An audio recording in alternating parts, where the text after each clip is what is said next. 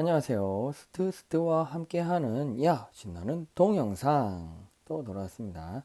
이제 굴림 운동에 대해서 얘기를 좀 해보도록 하겠습니다. 굴림 운동, 구름 운동은 바닥면 혹은 접촉면과 미끄러지지 않고 구르기만 하는 경우를 말하죠. 구르기만 하는 경우입니다. 그러면 이 경우는 우리가 뭐 몇 가지 이야기해 볼 수 있을 텐데, 결국 굴림 운동, 구름 운동은 미끄러지지 않는다라는 겁니다. 미끄러진다? 오, 이어뽕.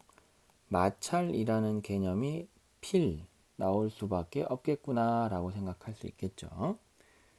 이런 경우를 한번 살펴볼게요. 자, 어떤 면에 뭐 공이든 뭐야 저거 원판이든 뭐든 굴러갑니다.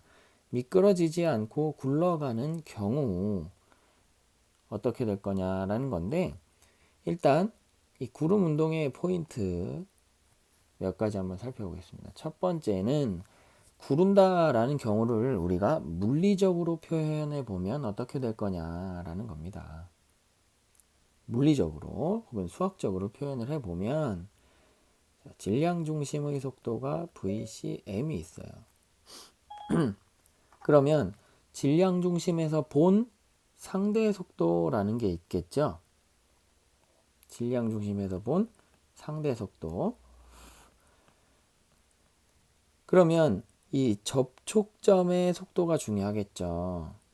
자, 질량 중심에서 본 접촉점의 속도 크기와 질량 중심의 속도 크기가 같고, 그 다음 방향이 반대면 어떻게 되겠어요? 지면에서 본 거는 어떻게? 둘의 속도를 더해준 거라고 했죠. 질량 중심의 속도 더하기 질량 중심에서 본 속도. 근데 얘네들이 크기는 같고 방향이 반대면 0이겠죠. 시리가 질량 중심을 오늘 계속 알려주네. 그 말은 미끄러지지 않고 굴러간다. 얘가 0이구나 라는 걸 알 수 있겠죠. 자, 이거 물리적으로 표현해 보면 그럼 어떻게 되겠어요? 질량 중심의 속도 크기와 속도가 질량 중심에서 본 시끄러. 넌 잠도 안 자냐? 질량 중심에서 본 접촉점의 속도가 마이너스, 서로 마이너스 관계를 가지면 뭐다? 구른다 라고 이야기한다는 겁니다. 됐죠? 그 다음 2번 뭐예요? 마찰 여부입니다. 마찰이 작용할 거냐 하지 않을 거냐, 유무에 대한 부분이죠. 마찰이 작용할 거냐 하지 않을 거냐.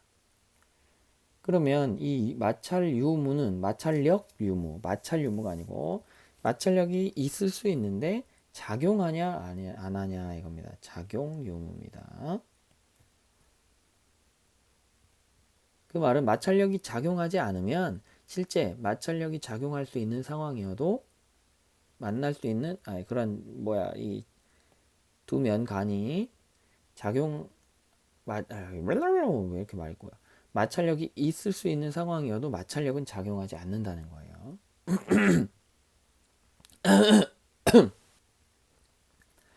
여러분, 마찰력을 작용하게 하는 상황과 하지 않는 상황 어떻게 나눌 수 있겠어요? 미끄러져야 되겠죠, 일단. 그죠? 얘네 둘이 다른 상황. 그죠? 질량 중심 속도하고 저기 속도의 크기하고 질량 중심에서 본 접촉점의 속도가 다르면 마찰력이 작용합니다. 그 다음 가속시키는 힘. 이 물체를 가속시키는 외부 힘, 마찰 외의 다른 힘 있으면 어떻게 돼요? 얘네를 질량 중심을 전체적으로 가속을 시키겠죠? 그러면 얘네 둘이 똑같더라도 가속을 확 시킵니다. 그러면 어떻게 돼요? 얘네 둘이 미끄러지려고 하겠죠. 그러면 마찰이 존재합니다. 이 경우는 VCM의 크기와 VCM의 접촉점에서의 속도가 같아도 생깁니다. 그게 바로 빗면에서 구르는 운동이 대표적인 거죠. 그리고 평면에서도 구르고 있는데 여기 마찰이 작용하는 경우. 근데도 구를 수는 있죠. 그게 포인트입니다. 그 다음 마찰력의 방향이 어디냐. 어떻게 판단하면 돼요?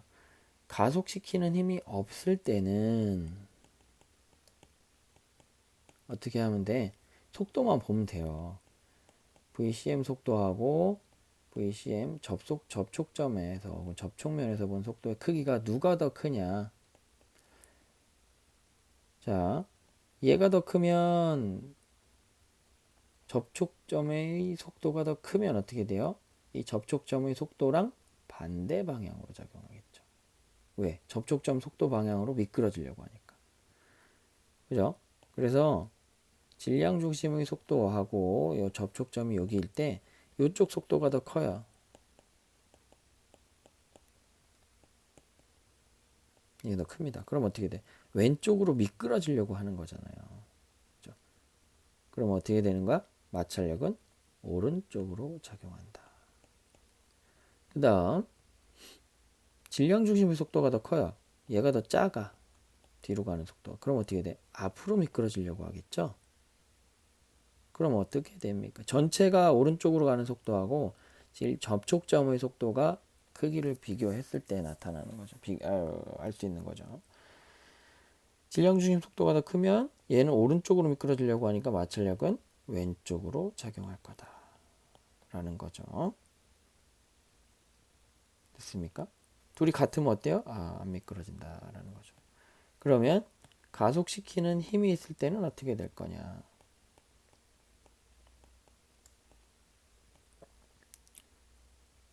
전체를 가속시키는 거니까 가속 힘 방향과 반대 방향이죠. 자, 이렇게 우리 있고 얘가 굴러갑니다.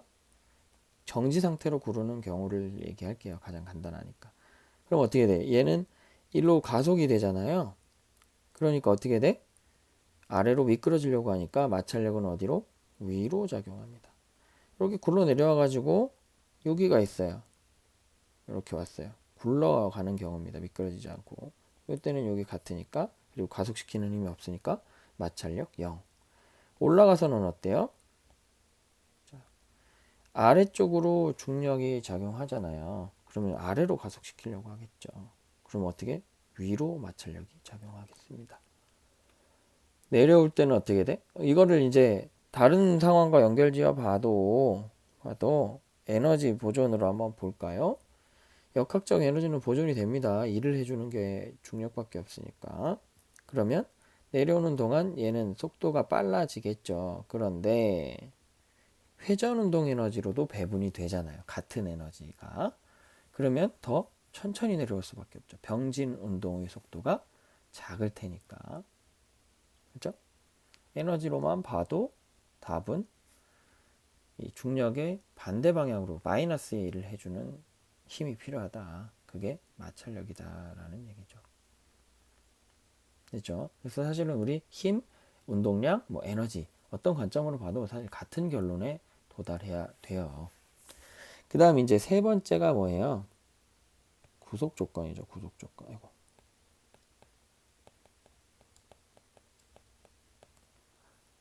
구속된 조건이에요. 뭐 미끄러짐 없이 구른다. 혹은 뭐 이런 R형 접촉점이 R형에 이렇게 중간에 있어요. 이런 경우 그럼 누가 같은 거야? 이 VCM하고 이 접촉점의 속도가 같을 때 구르는 거죠. 그죠? 혹은 왱 하고 엄청 빨리 돌고 있는 공이 평면에 이렇게 딱 닿았어요. 그럼 어떻게 돼? 질량 중심 속도는 0이고 얘는 엄청 빠르잖아요. 그럼 어떻게 되겠어요? 왼쪽으로 미끄러지려고 하니까 마찰력이 오른쪽으로 작용하고, 그러면 이 녀석을 가속시키는 힘으로 작용하겠죠, 마찰력이. 그럼 얘는 앞으로 가속되는 거예요, 질량 중심. 그죠? 그러면 질량 중심 속도가 점점 커지고 얘는 반대 방향으로 힘을 받으니까 어때? 속도가 점점 줄겠죠? 그러다가 둘이 같아지면 이제 마찰력이 작용하지 않고 일정하게 굴러가는 거죠. 됐어요? 이런 식으로 구속 조건에 따라서 우리가 식을 적절히 세워주면 됩니다. 과제 문제에서도 이렇게 카페트 가고 얘가 구르게 되었다라는 조건이 있죠. 그럼 이 구속 조건에서 회전 운동의 즉 혹은 이 구름 운동에서 구속 조건을 기본적으로 얘기해 볼게요.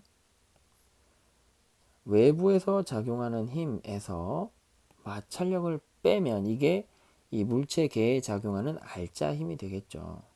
이건 뭐야? 결국은 질량 중심의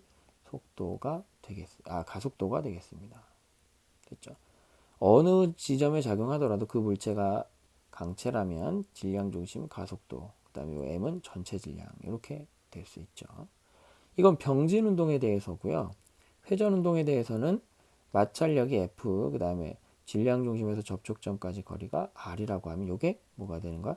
토크가 되겠죠. 토크는 I 알파예요. 그러면 I 알파 이렇게 쓰고 시작하면 되겠습니다. 왜? 이게 모든 이 회전 운동과 그렇죠. 모든 회전 운동에 대해서 성립하는 식입니다.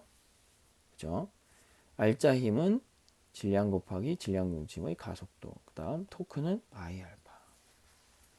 됐죠? 구르든 미끄러지든 사실 이거는 모두에게 성립되는 구속 조건입니다. 그 이외에는 경우마다 생각해 봐야 된다라는 거예요. 그럼 좀